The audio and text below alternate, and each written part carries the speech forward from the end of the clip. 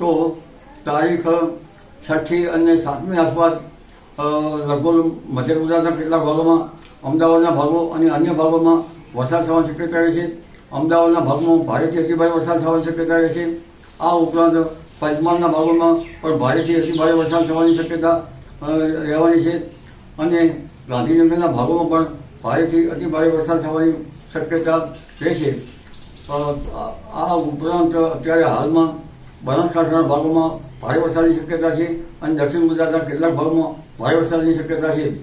બંગાળના ઉપસાગરમાં એક વાહન લગભગ 7-8 તારીખે સક્રિય થાય છે, જે ઓડિશાના માર્ગમાં થઈ, વિશાખાપટ્ટનમમાં થઈ અને તે મધ્યપ્રદેશના ભાગમાં આવશે. અરબી સમુદ્ર પર એક વાહન આવશે. આ બે વાહનોના કારણે પણ તારીખ 8 થી 14માં વરસાદ થવાની શક્યતા રહેશે અને આ વખતે